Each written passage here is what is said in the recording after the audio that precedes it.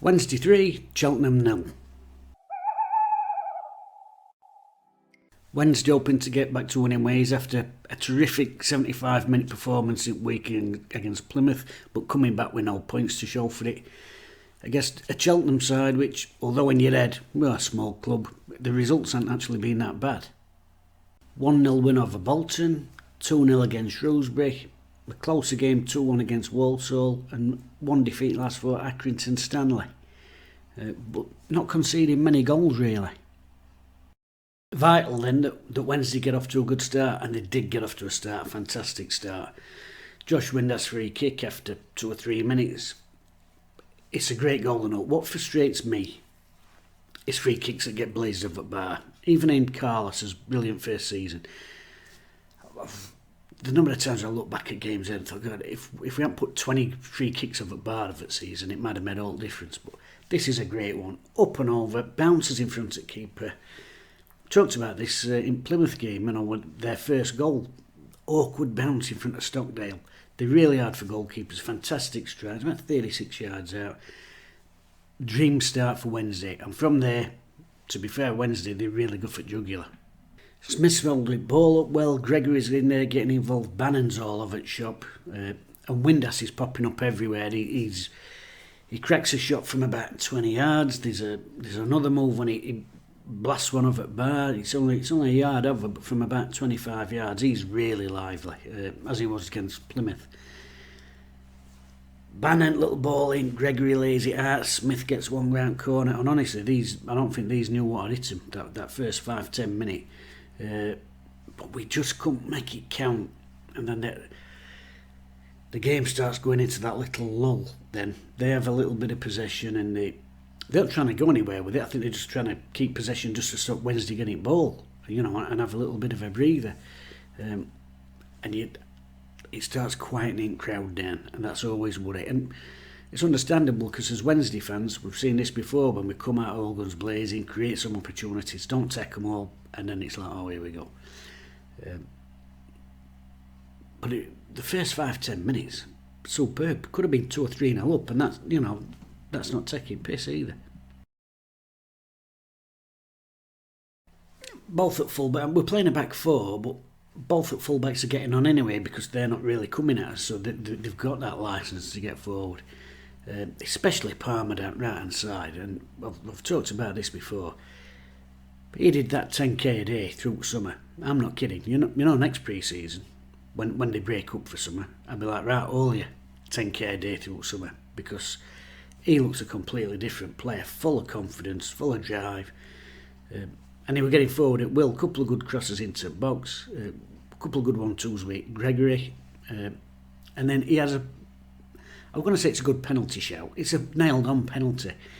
Drives inside, he turns their play 2 or 3 times, twisted blood job. And final time when he does him, kid's already going down, it's a stupid leg out and it's a nailed on penalty. And out referee don't get it, I don't know.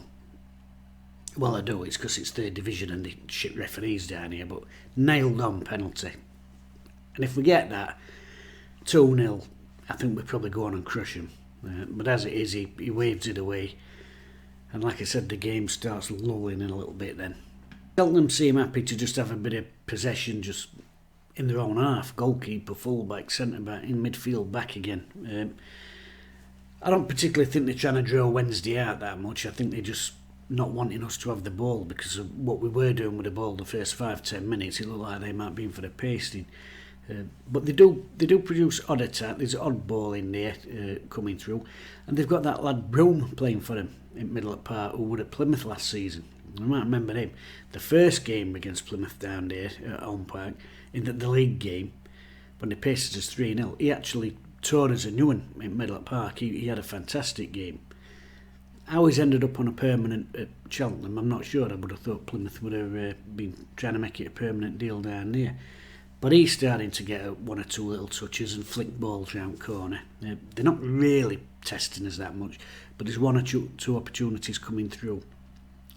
From one of them opportunities, a Heckwy's there, hacks one off that line, and that's twice in a week Heckwy's done that. Really impressed with him. As I said it before, he quietly gets on with the job. 2 goal line clearances in a week he's made. Heads things, kicks things, gets it way a lot. Well, it sounds an obvious thing to do, but he does it really well. Gets it way, stops shots. It's what you want from your defenders. Poor old Gregory. Not got that goal yet. Sublime ball from Bannon over. And he watches it over, keeps his eye on it all the way, lets it come down, arrows a shot across to far post. It's woodwork again. So what? Last game and this, first half an hour of this game, that's 4 times it woodwork. And for the sake of goals being a foot wider, Wednesday could be up there in second place. But I felt for Gregory. Really good strike across. It's post, and I think he's starting to play well. The first 2 or 3 games of the season, I thought he looked a bit off it by his standards. Starting to play better. I just hope he don't start snatching at things, trying to get that goal, because it will come for him. We know what a goal scorer he is, and that was a really clean strike across. But he has a chance. It's maybe 5-10 minutes later. Johnson gets down left hand side, and it's an absolutely wonderful cross into the middle. And Gregory sort of underneath it, heads it high and wide over the other side. And I just hope it's not that bit of desperation coming in for a goal, because I think this time last season, Johnson gets that ball and goes down that side. I think Gregory comes in later and attacks the ball, where this time he's already sort of in there. And I hope it's not that desperation of making that run too early because he really wants a goal, because they will come for him if he keeps playing like he is. Madge, I'm talking about a great cross there from Johnson. 5 minutes later, absolutely suicide pass. Back pass to Stockdale. Does really well to get back, gets a toe in, and then just knocks a little square pass into Stockdale, and it gets cut out by, I think it's Norton. Stockdale makes him some big, good save, and he gets it at second attempt. They're falling over bodies in there. But that's not just a Johnson thing. I think one of the problems that we had yesterday was that Cheltenham, when they did have the ball, were playing it slowly in midfield and round at the back, and slowing the tempo of the game down. And when we'd got the ball, they weren't really in any rush to close us down. They were letting us have the ball in a lot of areas, and in a way that can affect our tempo, because although we've got the possession, if someone knocks a pass into you and there's nobody coming towards you, you're going to stop it, aren't you? You're going to have a look, have a touch. And by not pressing us, they slowed our tempo down a little bit, because it's natural instinct if you're a player. If no one comes to you, well, yeah, I can have a couple of touches. You're going to do it. It's human instinct. Yeah, I'll keep hold up ball for a minute. But the negative of that is it slowed a lot of Wednesday's play down when we really needed to be turning screwing and turning tempo up. They made a change at break, but brought a big lad on up front, Bannan and Dele-Bashiru, who's apparently on loan from Southampton. His record's not bad. I think he's got like a goal every 2.5 games or something like that. Big unit, and obviously they thought, we'll go with something a little bit different. He was a bit of a mardy ass, actually. To say he was a big unit, he didn't like a challenge. Heckway won a couple of headers against him, and he's like getting it all head wobble a bit and shoving his chest, and Heckway just sort of ignores him. And then he's having a pop with Hennigan on the other side. He's a bit of a dick, really, but chucking his weight about, but not really doing anything with it. But he was a powerful lad, and he'd not actually got a bad first touch. I think with a bit of focus, he could have been a more useful outlet for them, but seemed to have lost his head almost straight away when he come on.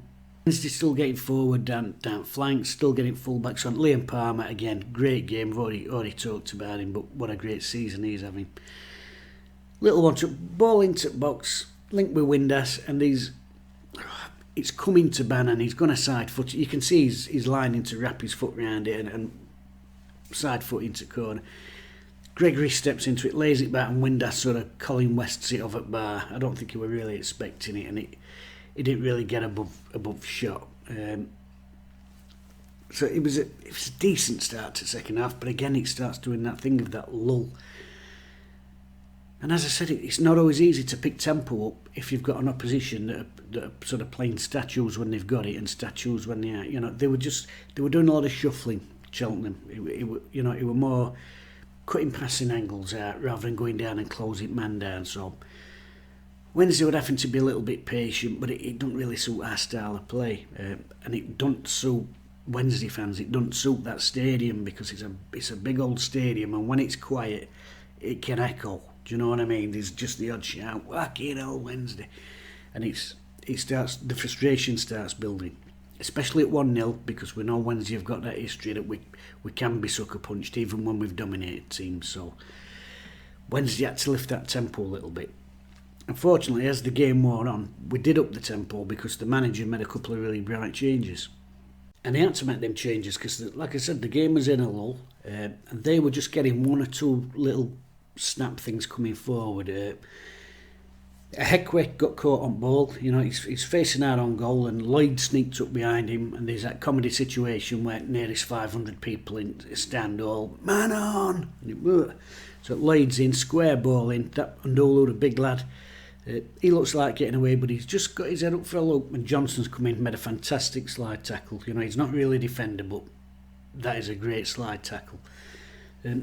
So Mo makes a couple of changes. The first change he makes, Dele-Bashiru comes on, as he came on at Plymouth.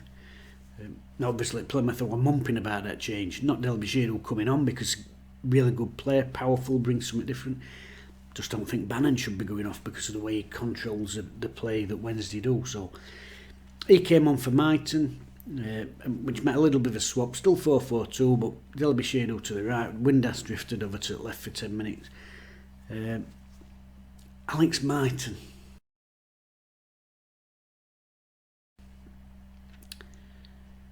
There's something in there with kid. I can see why he's on books of a Premier League club, because there's something in there.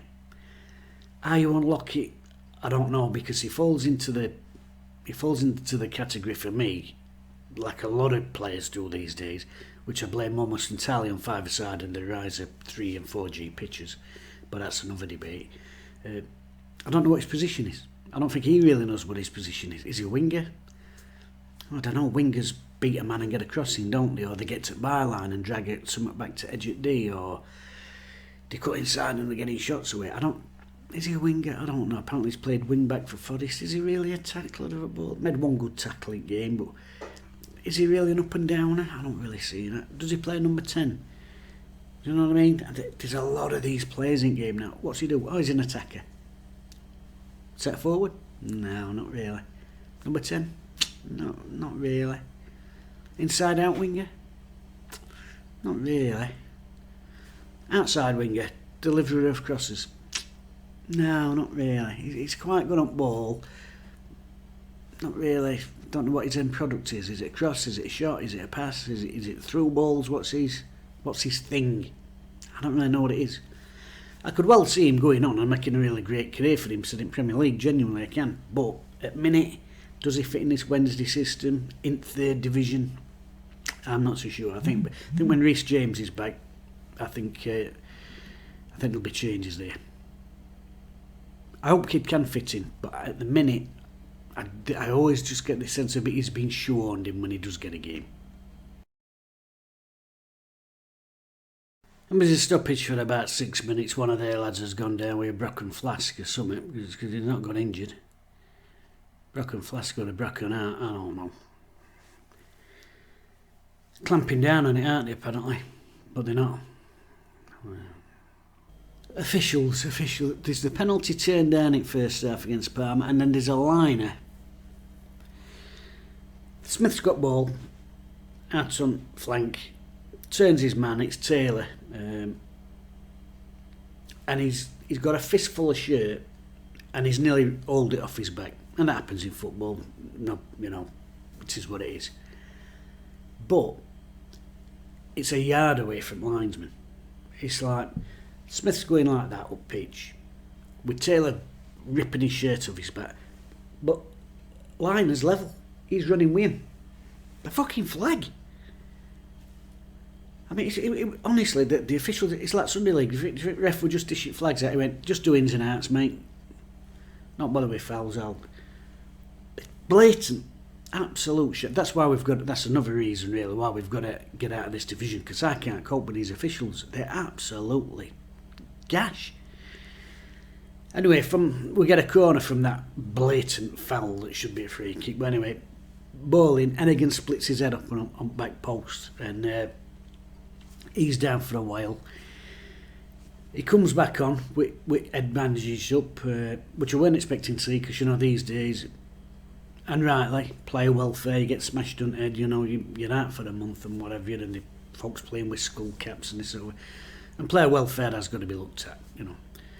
But as a fan, genuinely, you know, when you see a player coming back on with bloodied bandage, I'm like, yeah, I like it. I know you shouldn't. I know it's probably not in spirit and welfare and this and that other than modern football, but I see centre half coming on with bandage head, I'm like, yeah, good lad.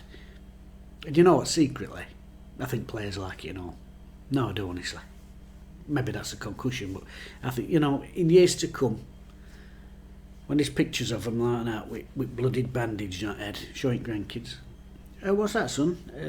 Oh, that's your granddad, yeah. I played for Sheffield Wednesday. Well, we kept a clean sheet, yeah, and I headed loads of balls away with that head, with blood, yeah. They love it, secretly, they do. Fizz comes on, brings a different thing to Martin. It's got that strength, he just goes barreling through people, doesn't it? And it brings a different dynamic to it. Different physicality as well. You look at their fullback, suddenly they're facing something entirely different when he comes on. But despite that, Wednesday still look a little bit open, and because we haven't got that second goal, they're still just getting that one or two little chances every 5-10 minutes, little breaks into our box, and you just worry about it. And in fact, they had a really good chance about 70 minutes. It's that Circum gets up, cuts inside, and he's just about to pull trigger. He's coming onto the left foot, and Hennigan, resplendent with bloodied head bandage, gets in, fantastic block, just puts it round post for a corner with a really good block. So there's just them one or two warning shots, even though they haven't really done anything. There's just them warning shots. And Darren Moore, got to be fair to him, makes another very positive change. Brings McGuinness on. So it means a change of formation. We go to a back three. So McGuinness, Heckway and Hennigan across the back. Palmer and Johnson wide, and it just brings Dele-Bashiru into the centre of midfield, and it gives us something that little bit different. It helps us stiffen up that middle part because Broom, Circum, and there's another lad they brought on and so they're just starting to get one or two little touches in middle. This just changes it, and it changes that dynamic in middle because we've got Volks in there ratting about, getting a foot in. Bannon pulling the strings as he's been doing for the last month or so, but he's really on top of his game. And like I said, Dele-Bashiru just brings something different. 3 or 4 times in the last 10 minutes, he just hurtles through. Players bouncing off him. It brings something different.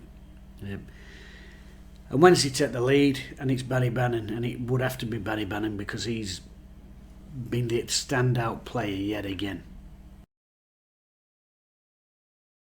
Right hand side, little ball, Gregory sweeps it into the middle, and Bannon sets himself and bang, absolute pearler of a goal.